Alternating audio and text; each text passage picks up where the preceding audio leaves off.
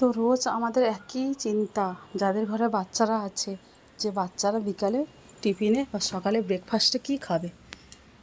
তো আমি ওদের জন্য কিছু না কিছু রেডি করে রাখি। সব সময় কিছু হয় না, যখন চিকেন আছে ঘরে, কপিস চিকেন তুলে রেখে দিই যে নতুন কিছু একটু ট্রাই করা যাবে।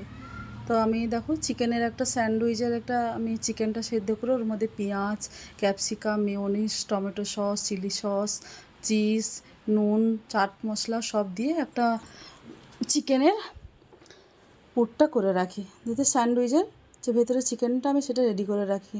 নর্মালি ব্রেডটা এনেই রাখি সব সময়, যদি স্যান্ডউইচ না খাই ব্রেড থাকেই আমাদের বাড়িতে, ব্রেড বাটার করে দিই। তো স্যান্ডউইচের একটু এটা বানিয়ে রেখেছিলাম আমি পুরটা, তো তাই বাটারটা বের করে এনে বিকালে বাচ্চাদের জন্য একটু স্যান্ডউইচ বানিয়ে দিচ্ছি। চিকেনটা সেদ্ধ করে রাখলে কি অনেক তাড়াতাড়ি হয়ে যায় এটা বানানো। এটা বানাতে খুবই ইজি, আর স্যান্ডউইচ খেতে বাচ্চারা খুবই ভালোবাসে, আর ঘরেরটা তো খুবই টেস্টি হয় দোকানের থেকে। তো দেখো বিকাল হয়ে গেছে, বাচ্চারা পড়ে চলেও এসছে। বড়ো ছেলে গেছিলো, এক্সাম শেষ হয়েছিল, একটু বেরিয়েছিল বাইরে, তো ও চলে এসছে। তাই আমি বিকালে বললাম স্যান্ডউইচ খাই, বললো হ্যাঁ। স্যান্ডউইচের কথা বলে এক কথায় ওরা রাজি স্যান্ডউইচ খেতে।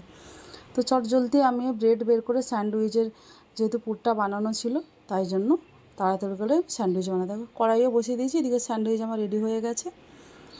এবার স্যান্ডউইচটা ভালো করে ভেজে নেব। যেহেতু চিকেনটা সেদ্ধ করা থাকে বেশিক্ষণ টাইম লাগে না, পাউরুটিগুলো এদিক ওদিক ব্রাউন হয়ে গেলেই এপিড ওপিড একদম তৈরি হয়ে যাবে। অনেক তাড়াতাড়ি এটা হয়ে যায়, তোমরা এর আগে আমার রেসিপি দেখেছো। তো চলো স্যান্ডউইচটা ভাজা হয়ে গেছে একদিকটা, আর একদিকটা ভেজে নিই ভালো করে। এ দেখো গুড্ডুরও হয়ে গেছে, বাবুরও হয়ে গেছে, দুজনের স্যান্ডউইচ হয়ে গেছে দিকটা। আর ওদিকটা খেতে দিয়ে দিই। গুড্ডু খাওয়া শুরু করে দিয়েছে, এবার বাবুকে দেবো।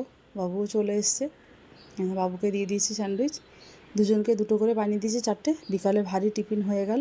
যদি মিনি ব্লগটা ভালো লাগে একটা লাইক, কমেন্ট, শেয়ার করো।